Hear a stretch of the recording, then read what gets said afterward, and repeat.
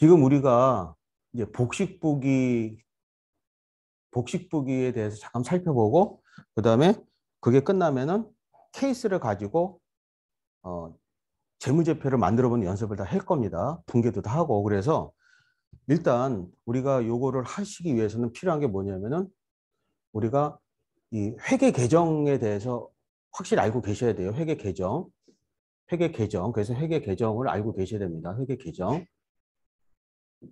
회계 계정 알고 계셔야 되는데 회계 계정은 우리가 크게 보면은 이 5가지가 있어요. 회계 계정에는 5가지가 있어요. 5가지가 있어요. 자산이라고 하는 계정이 있고, 그 다음에 부채라고 하는 계정이 있고, 그 다음에 자본이라고 하는 계정이 있습니다. 자본이라는 계정이 있어요. 그래서 계정이 3가지가 있고, 이 계정 말고 여기에 수익, 우리가 보통 매출이라고 하는 게 있어요. 매출. 이 매출이라고 하는 계정이 있고요. 그 다음에 비용이라고 하는 계정이 있습니다. 비용이라고 하는 계정. 그래서 이 5가지 계정을 가지고 서로 간에 만들어내는 것이 바로 복식북이에요. 그래서 이 5가지 계정을 가지고 뭐가 만들어지냐고 하면은 재무제표라고 하는 것이 만들어집니다. 재무제표. 재무제표가 만들어져요. 네. 그리고 우리가 보통 그래서 요 부분 있잖아요. 자산, 부채, 자본. 요쪽 부분을 우리는 뭐라고 그런다? 우리는 요것을 옛날에는 대차 대조표라고 했어요. 대차 대조표. 대차 대조표라고 하는데 지금은 우리가 이것을 뭐라고 한다? 재무 상태표라고 우리가 얘기를 해요. 재무 상태표.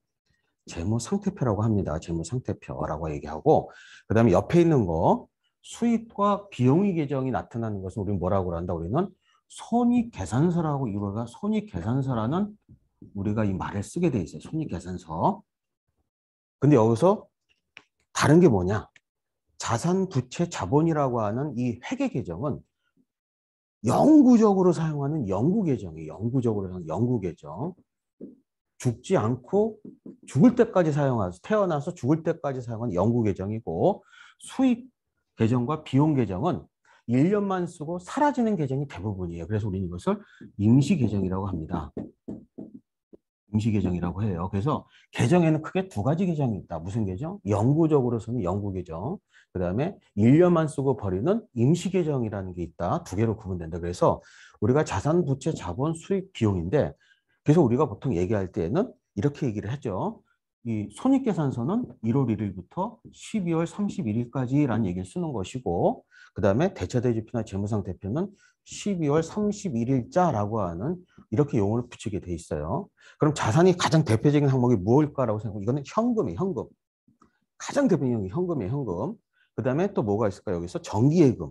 정기예금 자산에는. 그다음에 또 뭐가 있을까요? 바로 자동차라든지 이런 거 있잖아요. 이게 차량 운반구, 차량이라는 것도 있고 그다음에 건물도 들어가죠. 건물. 그다음에 또 뭐도 들어갈까요? 토지도 들어갑니다. 토지. 그래서 자산은 대부분 눈에 보여요.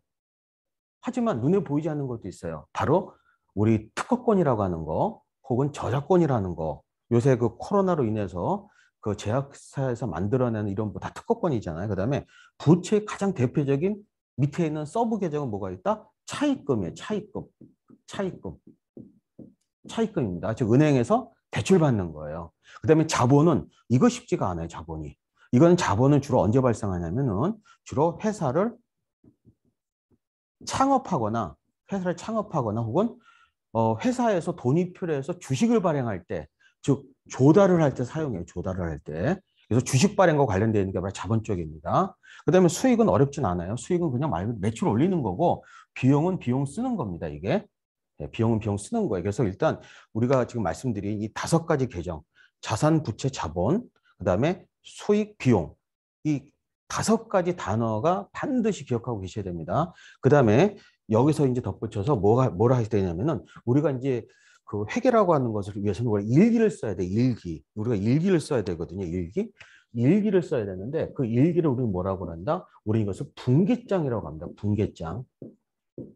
분기장. 그래서 우리가 반드시 기억할 게 우리가 차변과 대변을 기억해야 돼요. 차변과 대변을 반드시 기억하셔야 됩니다. 차변과 대변. 차변과 대변.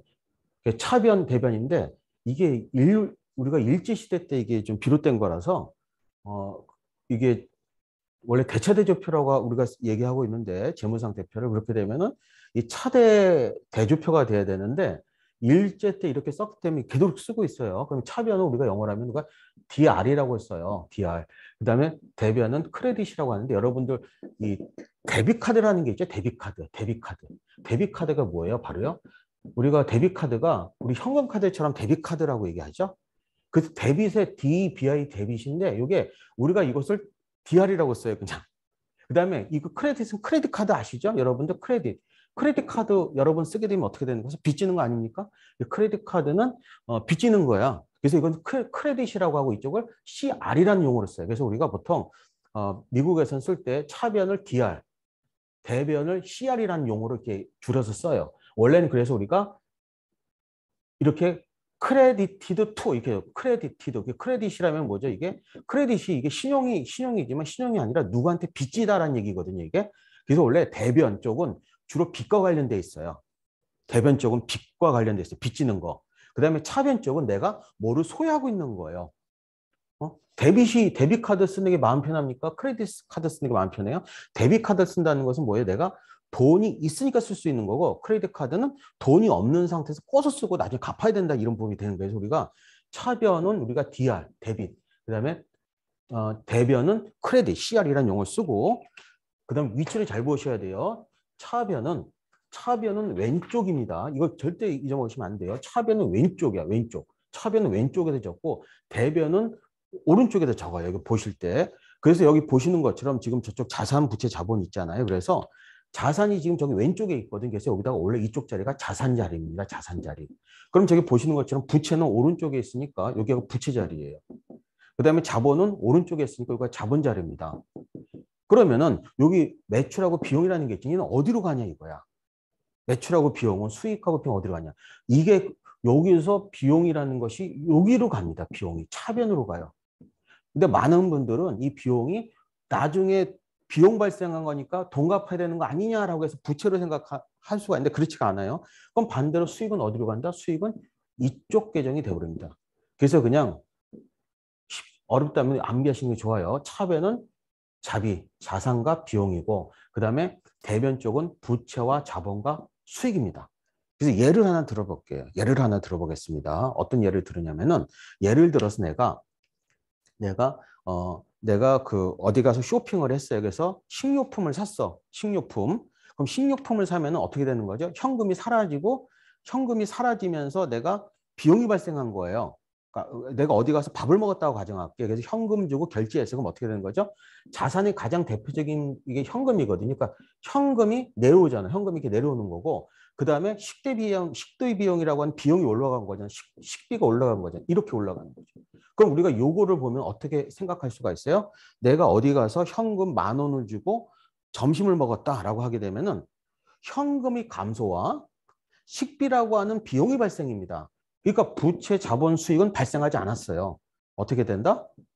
자산의 감소, 현금의 감소와 비용이 증가하죠. 그러면은 이게 이렇게 적혀야 되는 거예요. 비용은 원래 어느 쪽 자리다? 왼쪽 자리입니다. 즉 차변 자리인데 여기는 원래 자리니까 이게 올라가는 건 관계없어. 반대로는 현금은 내려가거든.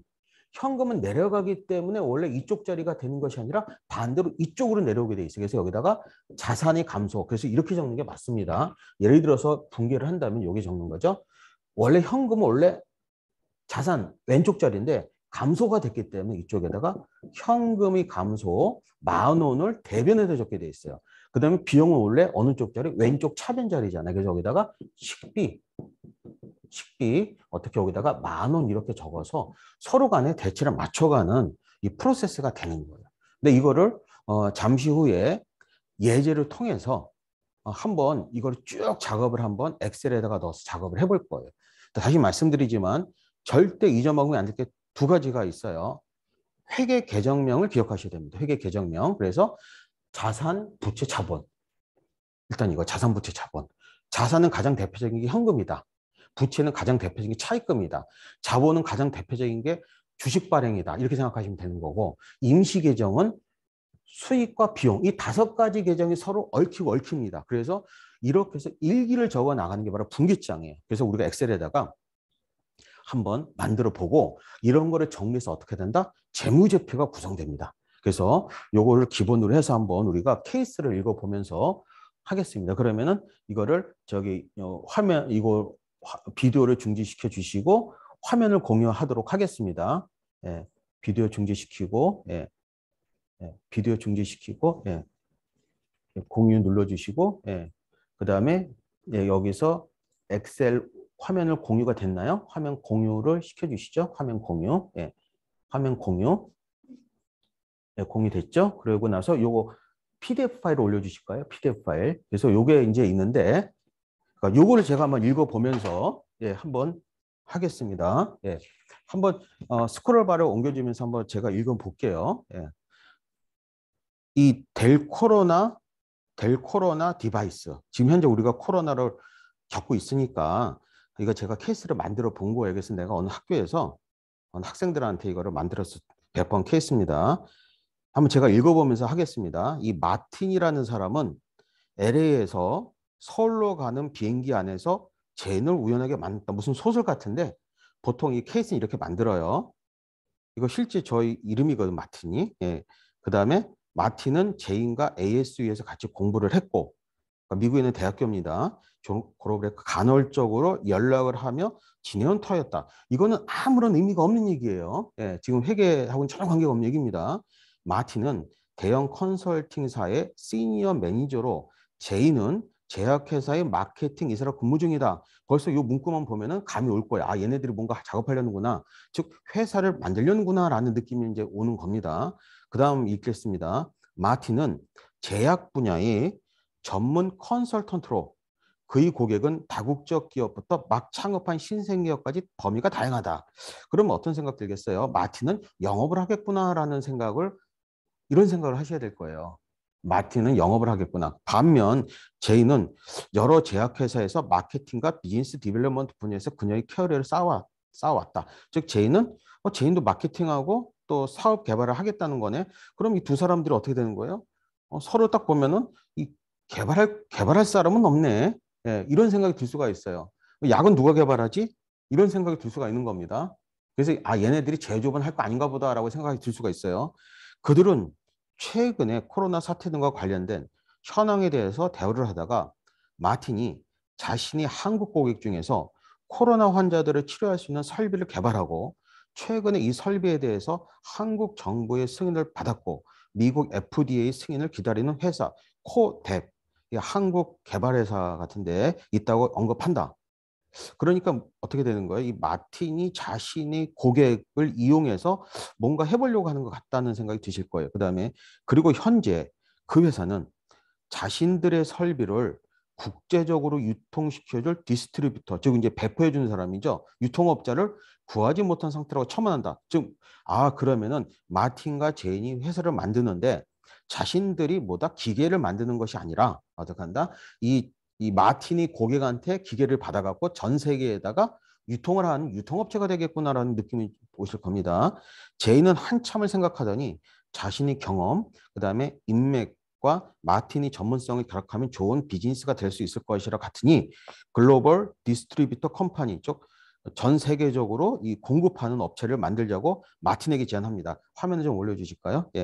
그렇게 됐지. 마틴과 제이는 서울에 도착하자마자 DCD를 설립합니다. 바로 이제 이 부분부터 문제가 될 겁니다. 바로 뭐냐? DCD를 설립한다는 얘기는 마틴과 제인이 DCD라는 회사의 주주가 되겠다는 얘기예요. 그럼 마틴과 제이는 개인이고 DCD라는 회사는 법인이 되는 겁니다. 우린 지금 회계는 법인 얘기하고 있는 거지 개인 얘기하고 있는 게 아닙니다. 설립하고 코뎁사의 정식 계약을 체결함으로써 코뎁사의 정식 글로벌 디스트리뷰터가 된다. 그러면 코뎁이라는 회사는 관계가 없죠.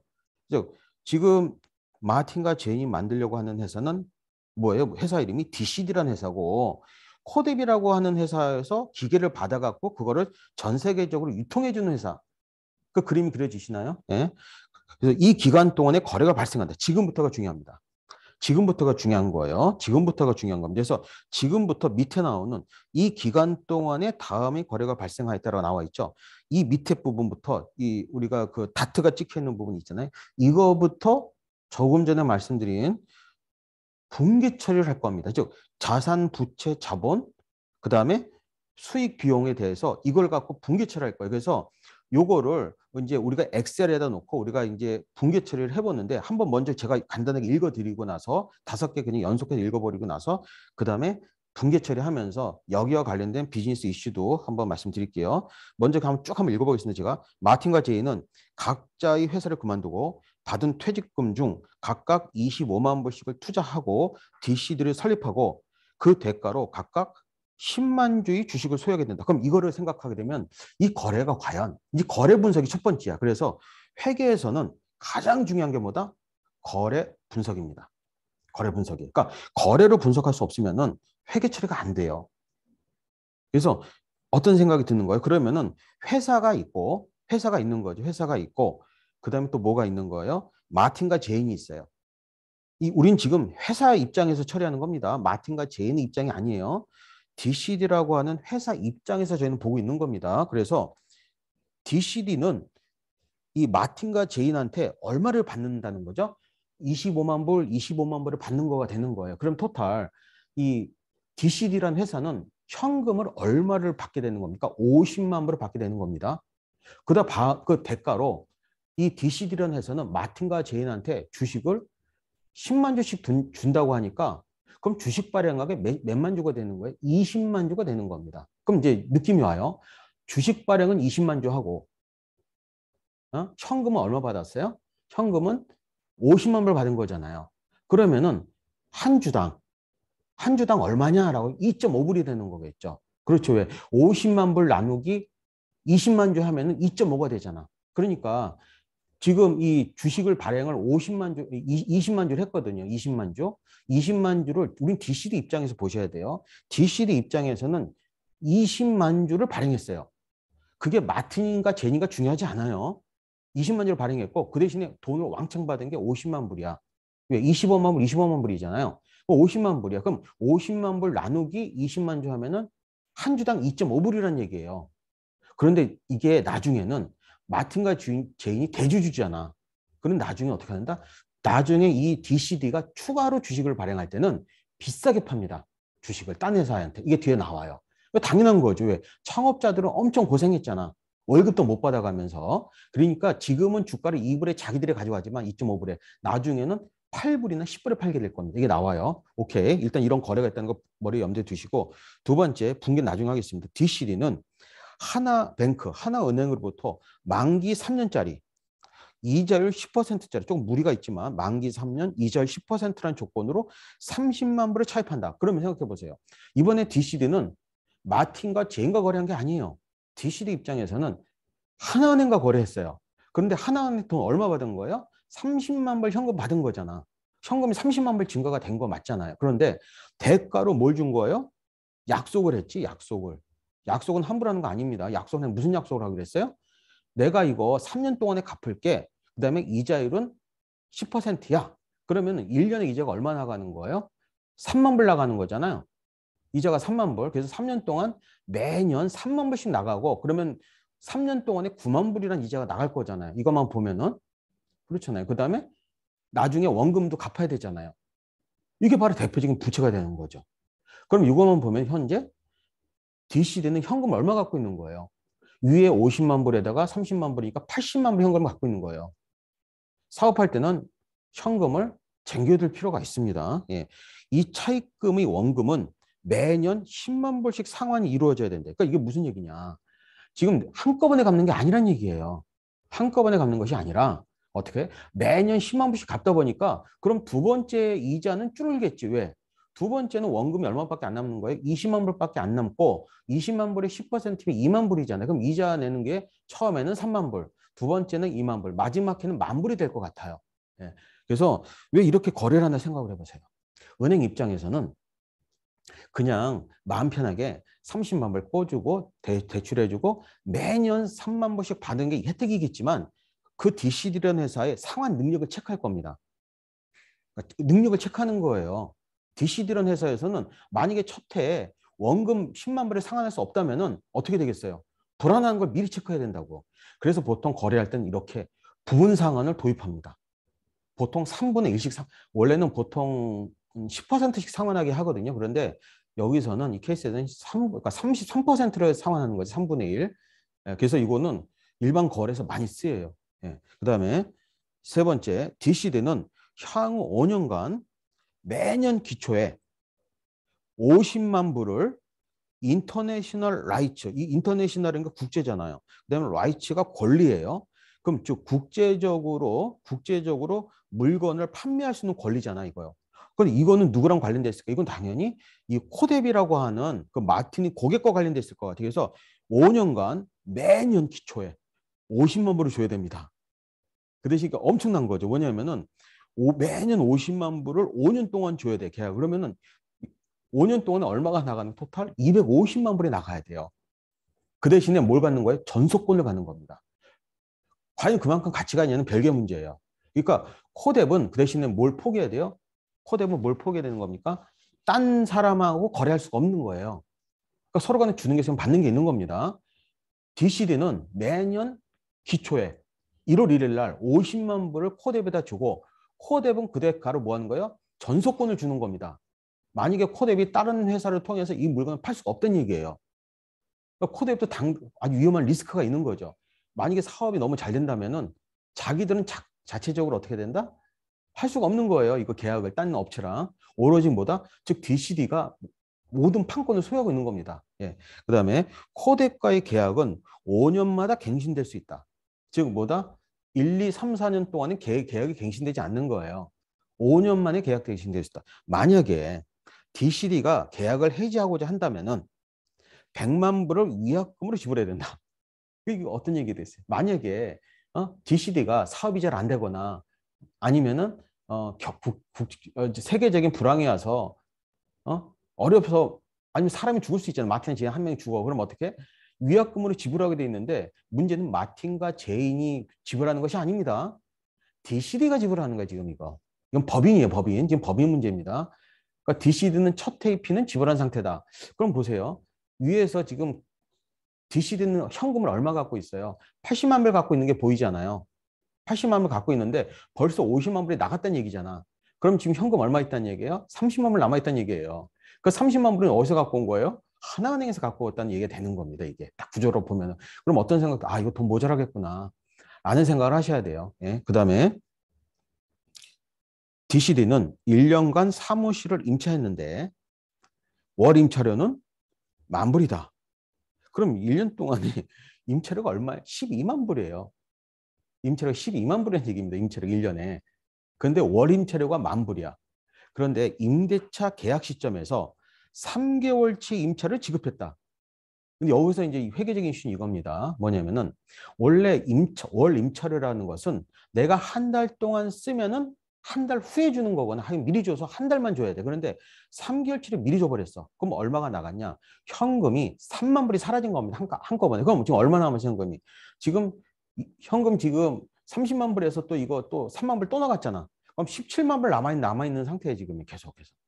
그 다음에 DCD는 컴퓨터와 서버 등을 포함하는 전산 장비에 7만 5천 불을 투자했대요. 그런데 여기서 2만 5천 불은 현금 지급했고 나머지는 6개월 내에 지급할 예정이다. 그런데 보세요. 이게 어차피 1년 안에 줄 돈 아니겠습니까? 전부 다. 그러면은 지금 돈이 계속해서 줄고 있는 게 보일 거예요. 계속해서 이 상태가. 지금 사업에 대한 얘기는 전혀 없어요. 지금 물건을 몇 개를 갖고 오고 코덱에서 이런 얘기 전혀 없죠. 오로지 돈 쓴 얘기만 하고 있어요. 오로지 돈 쓴 얘기. 딴 얘기는 아무것도 없습니다. 예, 그걸 염두에 두시고. 그다음에 그 밑에 것까지 잠깐 보고 이제 바로 이제 엑셀에다 들어가서 설명을 할게요. 마틴과 제이는 DCD 주식 10만 주를 8만 불의 벤처 캐피탈에 판매 계획을 찾고 있다. 보세요. 아까는 주가가 하나에 얼마였어요? 2.5불이었잖아요. 근데 지금 지금 하나의 주가가 얼마가 되는 거예요? 지금 8불 아니에요? 10만 주 주식. 자기들은 주식을 얼마 갖고 있어요? 주식을 자기가 10만 주 갖고 있잖아. 10만 주 갖고 있잖아요. 얼마에 샀어요? 이 DCD라는 회사로부터 2.5불에 샀잖아. 근데 자기들은 대주주이면서 경영진이잖아. 마틴과 제이는. 그러니까 얼마에 파는 거예요? 한 주에? 8불에 파는 거죠. 왜? 왜 8불에 팔까요?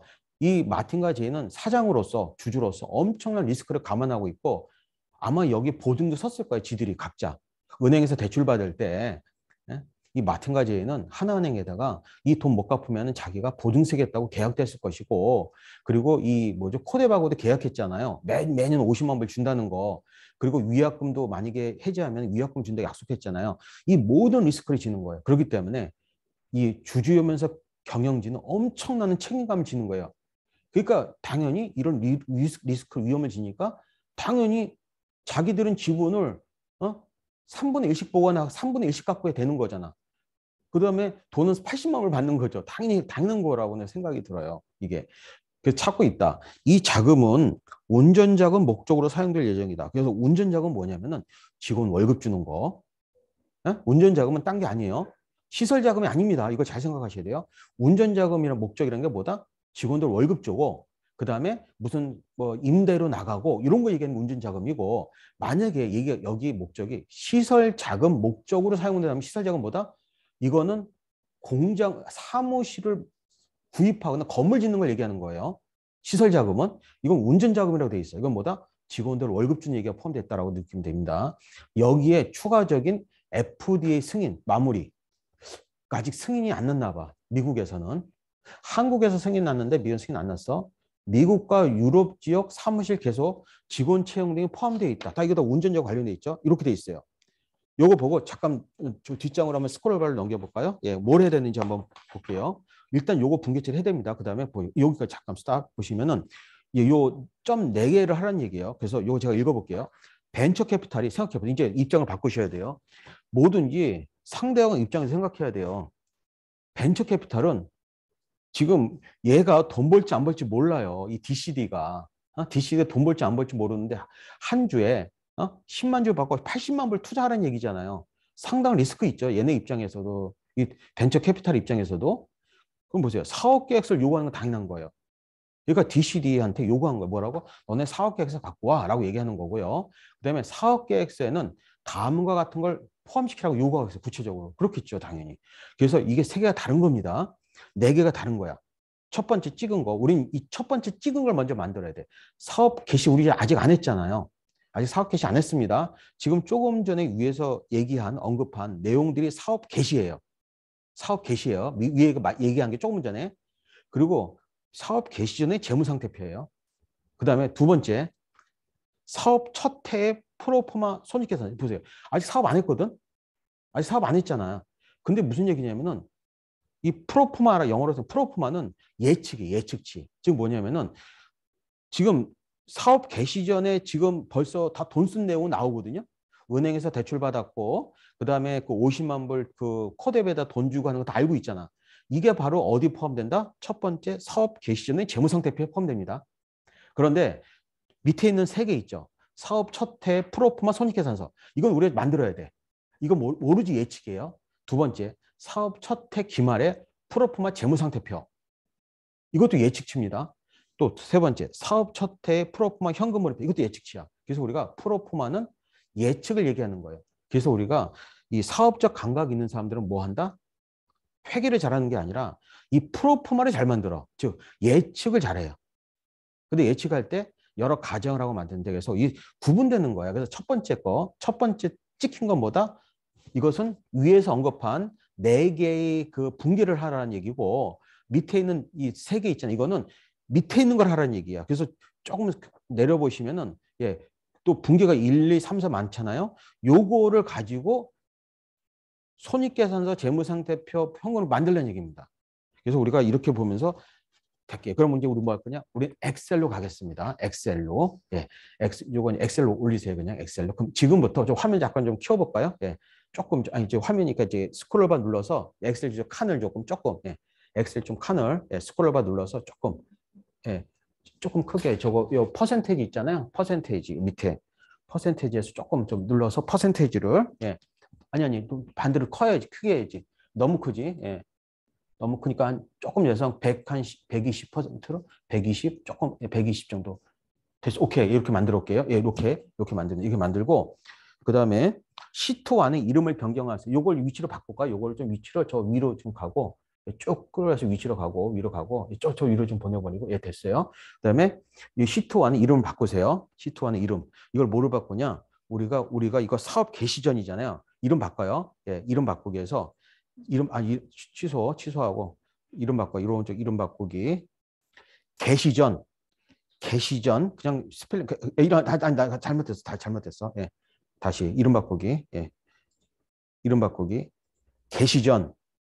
그러니까 사업 개시전이에요. 아니 다시 개시전 재무상태표.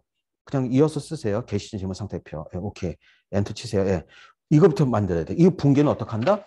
다시 우리 그 PDF 잠깐 파일 보실까요? PDF 파일 보시면은 위로 올리세요. 위로. PDF 파일 위로. 아니. 예, 앞으로 가야 돼. 앞으로 더. 예, 요거 붕괴 다시 내려서.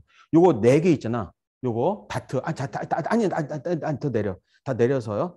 반 올려서 조금 더 올려서 요 놈. 예. 요거 있죠. 요거 하면 요거서 이걸 하라는 얘기예요. 조금 전에 했으니까 요 설명했으니까 이거 갖고 분계 처리를 해갖고서는 뭐다? 이거 갖고 현금 얼마 있고, 예? 그 다음에 인터내셔널 라이츠 얼마 있고, 그 다음에 컴퓨터 서버 얼마 있고, 이걸 만들려는 게 바로 첫 번째 작업이 개시전 재무상태표 만들려는 얘기입니다. 그럼 어떻게 하는데 다시 엑셀 키세요. 엑셀 올리세요. 엑셀 올려서 지금부터 할 겁니다. 예. 그럼 어떡하냐? 지금 먼저 여기 연도가 없어요. 보니까 이게 언제인지 몰라. 이게 지금 사업은 보통 1월 1일부터 하잖아요. 사업은 1월 1일부터 합니다. 그런데 우리가 해서 가정을 할게요. 지금 마틴과 지금 이 제인이 만난 시점이 언제다? 2021년 12월 31일 날 12월 달에 만났어. 가정을 하는 거예요. 그러니까 전년도죠. 2021년 12월 달에 만나서 이건 안 쓰셔도 돼요. 예, 안 쓰죠. 2021년 작년 2021년 12월 달에 만나서 회사 설립을 언제 했다? 2021년 12월 30일 날 전에 하고 다 이게 일어난 일이야. 그럼 우리 사업은 언제부터 하겠다는 얘기예요? 2022년부터 사업하겠다는 얘기입니다. 이게. 그러니까 사업 첫해는 언제가 되냐? 진정한 사업 첫해는 2022년 1월 1일이에요. 진정한 사업 첫해는. 근데 우리는 2021년 12월 달에 이 마틴과 제인이 만난 거야. 그래서 지금부터 이거 분기치를 할 겁니다. 그럼 여기다가 한번 해볼게요. A1에다가 한번 써볼까요? A1에다가 날짜라고 써보세요. 날짜. 예, 날짜로 쓰고 그 다음에 B1으로 가세요. B1에 가서 우리는 차변 계정이라고 쓸게요. 차변 계정. 차변 계정명이라고 쓸게요. 명을 하나 붙이세요. 명을 붙이세요. 차변 계정명. 예, 그 다음에 예, 엔터 치고 칸을 조금 늘리세요. 예, 그 다음에 이거는 차변 금액. 예, 됐죠. 그 다음에 여기다가 대변 계정명이 되겠죠. 대변 계정명. 예. 그 다음에 여기다 뭐 대변 금액이 되겠죠. 예. 이렇게 만드는 거예요. 예. 됐죠. 예. 이렇게 놓고 그리고 이 뭐예요? 이 C 있잖아. C는 전체 지정해서 우리가 쉼표 찍을까요? 이거는 숫자잖아. 그렇죠? 그 다음에 대변 금액도 전체 지정하고 예, 쉼표 찍고 예. 그 다음에 F 있죠. F1에 가세요. F1 가서 우리 이것은 저기 뭐죠? 내역이라고 쓸까요? 내역. 그러니까 만약에 이걸 해두는 이유가 무슨 거래인지 잘 모를 때가 있어. 그러니까 내역 오케이 엔터 치시면 돼요. 엔터. 그리고 나서 날짜부터 지금 우리 투입 한번 해봅니다. 예, 첫 번째 거 할게요. 마틴과 제이는 아까 얘기한 대로 각자의 회사를 그만두고 받은 퇴직금 중 25만 불을 투자했다. 그 다음에 DC들을 설립하고 그 대가로 각각 10만 주의 주식을 소유하게 됐다라고 돼 있어요. 그럼 우리 날짜를 쓸 때 우리가 이건 2021년 12월 1일을 써볼까? 가상으로 12월 1일. 예, 엔터 치고. 예. 그 다음에 이제 이 날짜예요. 그럼 차변 계정 잘 생각해야 돼요. 요거예요. 먼저 내역 있죠. 내역에 가서 우리가 주식 발행이라고 쓸게요. 주식 발행입니다. 예. 엔터 치세요. 예. 그러면 이게 무슨 얘기냐? 2021년 12월 1일에 우린 지금 DCD 입장에서 보는 거예요. 다시 얘기하지만 마틴과 제인 입장이 아닙니다. 이게. 마틴과 제인 입장이 아니에요. 마틴과 제인 입장이 아니야. 마틴과 제인 입장이 이게 DCD 입장. 그러면은 일단 현금이 얼마가 들어왔냐 이거야. 현금이 얼마가 들어왔냐. 근데 현금은 자산이잖아요. 현금 자산인데 자산이 증가된 거잖아. 현금이. 그러니까 당연히 차변이잖아. 자리가. 그러니까 여기다가 차변 계정명에다가 현금이라고 써야 되겠지. 현금이라고 쓰고 그다음에 차변 금액에다가 얼마가 됐어요. 차변 금액 얼마가 적히는 거예요. 이게 차변 금액에다가는 당연히 이게 얼마 받았어요? 이게 25만 벌, 25만 벌, 50만 벌, 500000 찍으세요 그냥. 예, 엔터 치세요. 예. 그러면 대변 금액도 볼 필요 없어 일단. 동일한 금액이 적혀야 되잖아. 50만 벌 대변 금액.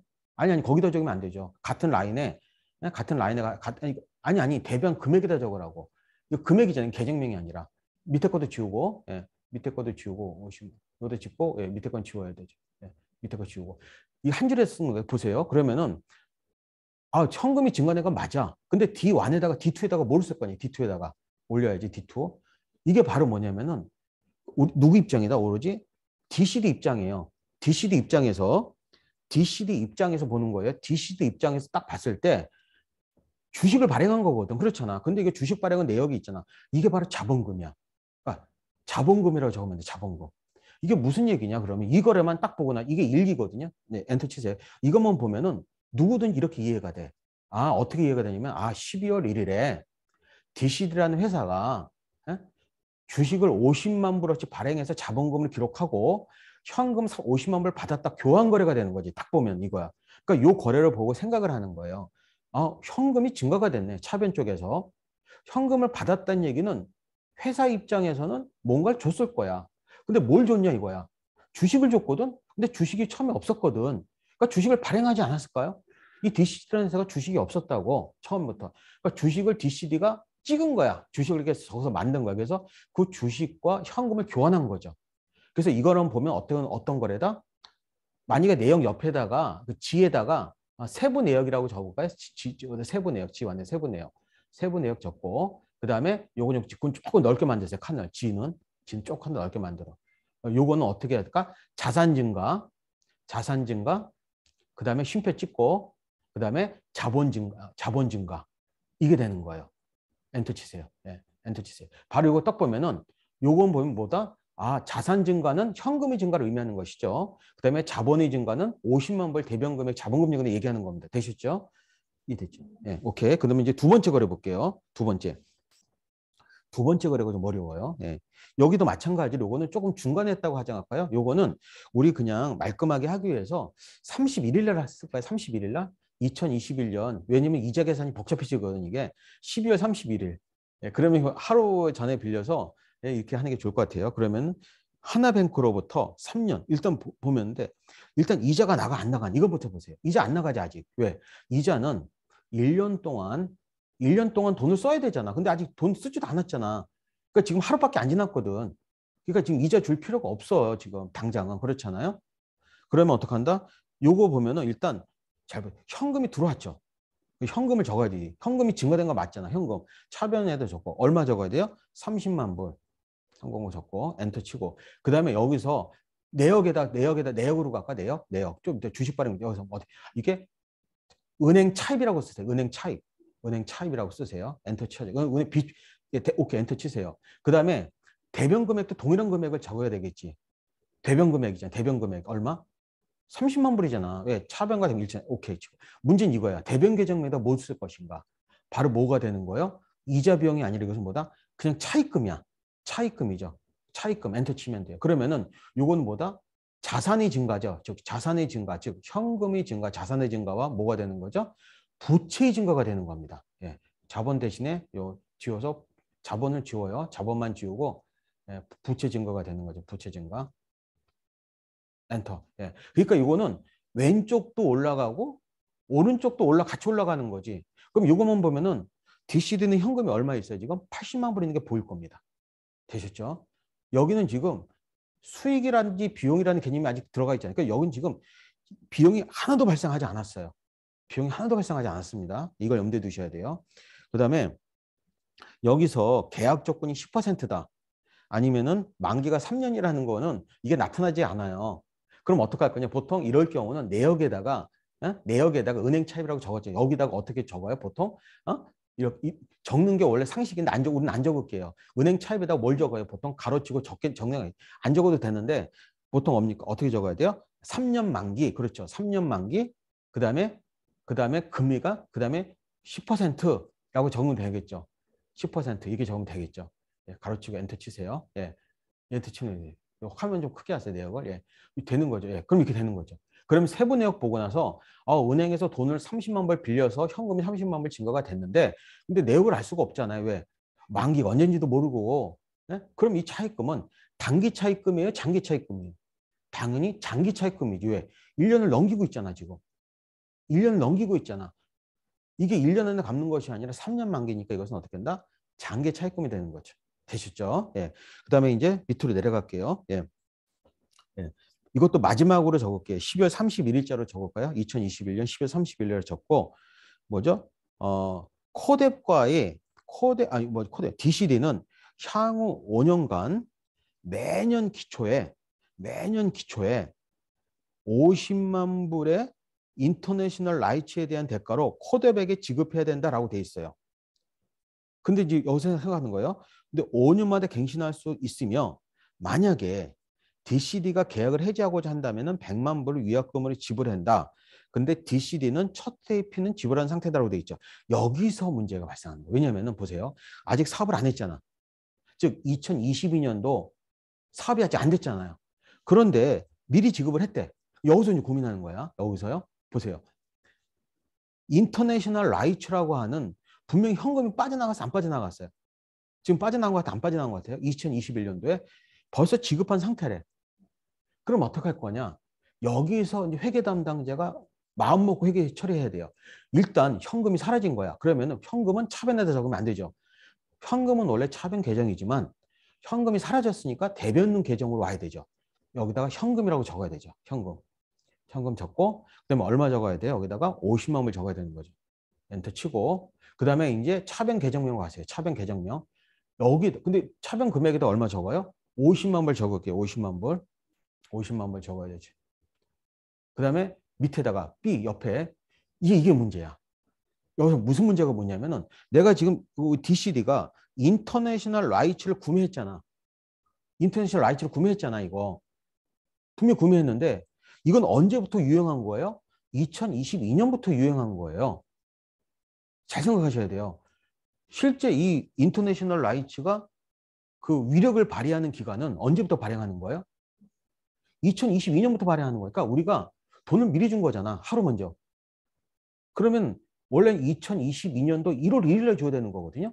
근데 돈을 2022년 10월 30일에 주는 거야. 그러면은 현금을 줬으니 근데 인터내셔널 라이츠를 잘 생각하셔야 돼. 인터내셔널 라이츠를 비용으로 벌 거냐? 비용? 아니면 무슨 권리를 벌 거냐? 먼저 생각을 해보세요. 속으로. 무슨 권리 같아 보이거든요. 느낌에는. 왜? 이게 독점적인 권리가 되는 거잖아. 그런데 문제는 그 독점적인 권리가 1년은 끝나버려. 그럼 이것을 비용으로 볼 거냐 아니면 자산으로 볼 거냐 이게 문제야. 이걸 잘 생각하셔야 되는 거예요. 그러니까 회계 담당자가 이제 고민하는 거예요. 먼저 분명히 2022년 1월 1일 날 현금이 나가야 되는데도 불구하고 계약을 했는데 우리가 바로 하루 전날에 돈을 지급했어. 이 부분 회계처를 어떻게 할 것인가 이제 고민해야 돼요. 두 번째 뭐냐. 인터내셔널 라이츠를 비용으로 벌 거냐. 1년마다 사용하고 매년 돈 줘야 되니까 비용으로 벌 거냐. 월급처럼. 아니면 이것을 권리를 벌 거냐. 즉 자산을 벌 거냐 이거예요. 근데 여기서 보면은 뭐냐면은 이게 참 애매해요. 50만 불에 대한 대학교 코덱을 지급하는데 이것을 인터내셔널 라이츠잖아. 그런데 우리가 여기서 미리 돈을 줬죠. 여기다 인터내셔널 라이츠 그러니까 우리가 국제 판권이라고 적어볼까요? 국제 판권. 국제 판권으로 적으세요. 판권 엔터 쳐보세요. 엔터 치세요. 그럼 이건 보면은 분명히 차변 계정에 국제 판권이잖아. 근데 이것만 보고 이것이 자산인지 비용인지 알 수가 없어. 근데 여기다가 하나 앞글자를 써줘야 돼. 국제판권의 위력은 언제부터 발생해요? 내년부터 발생하는 거잖아. 그러니까 다시 국제판권에다가 앞에 선지급이라는 말을 써줘야 돼요. 앞에다가 선지급. 아 그러면 무슨 얘기다? 미리 나중에 돈을 줘야 되는데도 불구하고 어떻게? 엔터 치세요. 그러면 어떻게? 아 미리 선지급했구나라고 이런 느낌이 들어야 돼요. 그럼 이거 어떻게 생각하냐? 선지급 비용이 될 수도 있고 선지급 자산이 될 수도 있어요. 이거는. 근데 저 같으면 이것이 만약에 회계 처리의 담당자 마음인데 이것을 자산으로 볼 수도 있고 아니면은 비용으로도 볼 수 있어요. 근데 지금 현재 2021년 12월 30일의 현재 시점에서는 분명한 자산이야 이거는. 왜 그러냐? 비용을 줄 필요가 없었는데 미리 돈을 줬잖아요. 그러니까 자산이 되는 것이고 선지급. 또 마찬가지 이게 자산이다 하더라도 미리 돈을 줘버렸잖아요. 또 역시 자산이 되는 거예요. 그러니까 선지급 국제판권은 그 자체로는 자산이에요. 하지만 국제판권 자체는 자산이 될지 아니면은 비용이 될지는 나중에 결정하면 돼. 근데 저 선지급 국제판권은 이름이 뭐가 됐던 간에 무조건 자산이야, 저거는. 이해됐어요? 만약에 국제판권을 나중에 자산으로 처리하게 됐다라고 할 수도 있고 내년도에 이것을 비용으로 처리할 수 있어요. 하지만 하루 전에 지급한 저 선지급 국제판권은 뭐예요? 이거는 자산이 확실하다는 얘기입니다. 됐죠? 그럼 여기다가 적어야 되죠. 내역에다가는 뭐예요? 내역에다가는 자산의 옆에 내역, 아니 옆에 거기서는 자산의 증가와 자산의 감소예요. 자산의 증가. 왜 자산의 증가와 자산 증가? 아니 옆에 자산 증가와 내역 다시 옆에 내역에 가서 자산의 증가, 자산의 증가, 예. 자산의 증가, 자산의 감소. 아, 밑에다 적어야 되네, 이거. 예, 옆에다 적어야 되죠. 카피하세요, 그냥. 예, 요거에서 카피 뜨세요. 예. 엔터 치시고, 엔터 치시고, 일단 엔터 치셔서, 요거 옮기세요, 요거. 예, 옮기시면 되죠. 복사해서, 예. 잘라내기서 붙여놨어요. 예, 오케이, 붙여놨어요. 얘는 좀, 한번 크게 하세요, 지를. 예. 자산의 증가, 자산의 감소예요. 즉, 자산의 감소는 뭐다? 현금이 감소죠. 자산의 증가는 선지급이라는 반드시 써야 돼요. 선지급, 만약에 그냥 국제판권이 증가라고 쓰면 안 돼요, 이거는. 그 다음에 내역은 뭐예요? 요것은 그냥, 그러니까 국제판권 선지급이라고 쓰면 되죠. 국제판권 선지급. 그리고 나서 요거를 비용으로 처리할지 내년도에 요거를 아니면 자산 처리할지 생각해 보면 돼요. 근데 저는 이게 1년마다 쓰고 버리는 거라서 저는 비용이라고 보는 게 맞을 것 같아요. 월급처럼. 됐어요. 네, 그 다음에 하나 남았죠. 사무실 임대료가 남았죠. 여기까지 하고 좀 쉬었다 할게요. DCD는 1년간 사무실을 임차했는데 월 임차료는 10,000불이다. 그런데 임대차 계약 시점에서 3개월치 임차료를 지급하였다. 이건 10월 31일 쓸게요. 그러니까 내일부터 사무실 쓰는 거예요. 1월 1일부터. 그런데 역시 마찬가지로 현금 얼마 빠져나갔어요? 30,000불 빠져나갔잖아. 그러니까 어떻게 되고? 아니지. 대변 계정명에서 대변 계정명 현금을 써야 되겠지. 현금이 사라진 거잖아. 얼마? 그다음에 대변 30,000불 쓰고. 그다음에 차변 금액에다 얼마 적어야 돼요? 차변 금액에다가도 30,000불 적어야 되죠. 30,000불. 적었죠? 네, 엔터. 그런데 보세요. 차변 계정명 옆에 가세요. 사변 계정. 여기서 고민되는 거 뭐냐면 이거 분명히 그건 임차료가 아니야. 임차료는 매월 처리해야 돼요. 1월 30일, 2월 28일, 3월 30일 처리해야 되는 거지. 역시 임차료인데 선지급했죠, 이거. 선지급 임차료, 선지급 임차료로 적어야 돼요. 이거 아직 이거 엔터 치세요. 이거 선지급이라는 글자가 되면 무조건 자산이 되는 겁니다. 다시 생각해. 선지급이라는 글자가 되면 무조건 자산이 되는 거야. 그럼 이것도 옆에 지로 갈까요? 지 가서 이건 뭐 역시 자산의 증가와 자산의 감소제도. 자산의 증가와 자산의 감소죠. 예. 엔터 치세요, 그냥. 이거 왜 그래? 현금이라고 하는 자산이 감소됐고 이건 임차료가 아닙니다. 임차료는 비용인데 선지급 임차료는 뭐예요? 이건 자산이에요. 임차료는 이것은 뭐예요? 내역에 가서 뭐 해야 돼요? 내역에 가서 예? 3개월치 임차료 선지급이죠. 3개월치 임차료 선지급이에요. 엔터 치세요. 그럼 이것만 딱 보면은 일기 쓴 것처럼 다 보인다고. 예? 자산의 증가 자산의 감소 맞아요. 자산이잖아. 자산이 똑같으니까 똑같지. 그러니까 여기서 말하는 자산의 증가의 자산은 뭐다? 선지급 임차료고 자산의 감소의 자산은 현금이 감소야. 그러니까 자산이라고 하는 카테고리 안에 현금이 들어가 있는 거잖아. 그러니까 지금 저 세부 내역에다가 뭐만 쓸 거냐? 자산, 부채, 자본, 수익, 비용만 쓸 거란 얘기예요. 딴 글자가 들어가면 안 돼. 딴 글자가 들어가면 안 됩니다, 이거. 딴 글자가 들어가면 안 돼. 예, 확실하게. 그 다음에 마지막 거 하나만 하면 됩니다. 이게 마지막 게 어려워. 이거 12월 30일 적으세요. 이게 쉽지 않아요. 이거만 하고 좀 쉬겠습니다. 예. 여기서 일단 현금이 감소된 건 얼마 감소됐어요? 잘 보세요. 현금은 75,000이 감소된 게 아닙니다. 현금 감소된 거는 25,000이죠. 그럼 어떻게? 현금에 가야지. 대변 계정명. 대변 계정명에 25,000 주고 대변 계정명에다 현금 적어야 돼요. 현금. 됐죠? 예. 그 다음에 여기다 뭐 적어야 돼요? 여기다가 전산장비잖아. 그러니까 전산장비. 아니, 차변 금액에다 25,000 적고 차변 금액에다가 25,000. 2만 5천 적고 2만 5천 적어 2만 5천 적어요 일단. 그 다음에 차변 계정명에다가 뭐 돼요? 예, 전산 장비, 전산 장비 적었어. 이렇게 적고 그 다음에 세부 내역에 가보세요. 세부 내역. 세부 내역에 가면 보통 전산 장비는 오래 쓰잖아요. 그렇잖아. 분명히 이것은 기계 설비랑 똑같은 자산이야. 역시 요 거래는 뭐다? 자산의 증가와 자산의 감소야. 즉 현금이라고 하는 자산의 감소와 전산 장비라고 하는 자산의 증가죠. 그 다음에 어떻게 하는 거예요? 전산 장비 지급이죠. 밑에 내역에 전산 장비 일부 지급, 전산 장비 일부 지급이죠. 네, 일부 지급. 엔터 치세요. 그 다음에 옆에 가요. 옆에도 7에 가서 똑같이 또 날짜 똑같아. 날짜 가서 똑같은 날짜 적어야 돼요. 똑같이 적고 전산 장비 똑같이 가야지. 근데 나머지가 얼마가 모자라요? 5만이죠. 전산 장비 그대로 써야 되죠. 어떻게 옆에 가서는 5만 원. 5만 아니 옆에 가서 5만 원 적어야지. 5만 원. 5만 원. 5만 원 맞잖아. 그래야지 7만 5천 나오죠. 위에 거랑 더해서 7만 5천 나올 거잖아. 그렇죠? 지금 7만 5천 샀다고 했잖아. 근데 현금이 아니지. 옆에 거는 이제 빚지고 산 거잖아. 빚지고 산 거잖아요. 그렇죠? 이것은 미지급금이지. 미지급금. 그렇죠. 미지급금이잖아요. 지급을 해야 되는 돈 안 준 거잖아. 이거 얼마요? 5만. 엔터 치고 그다음에 우리 세부 내역 가세요. 세부 내역. 세부 내역. 여기서 뭐야? 세부 내역. 여기서 잘 보세요. 전산 장비라고 하는 자산의 증가와 부채의 증가. 미지급금. 미지급금 무조건 부채예요. 자산의 증가, 부채 증가. 자산의 증가, 부채의 증가. 요거 바꿔야지. 자산의 증가와 부채의 증가예요. 부채의 증가. 부채의 증가. 엔터 치고 그다음에 옆에다가 뭐 적어야 돼요? 예, 내역에다가는 전산장비 미지급금 이렇게 쓰면 전산장비 미지급금. 엔터 치세요. 예. 이렇게 놓고 세이브 일단 하세요. 세이브. 예. 세이브 하세요. 이게 바로 뭐다? 사업 개시 전에 뭐다? 재무상태표가 돼요. 그러니까 이게 거래인데 이 일기를 가지고 어떻게 할 거냐? 일기를 가지고 재무상태표를 만들 거예요, 우리는.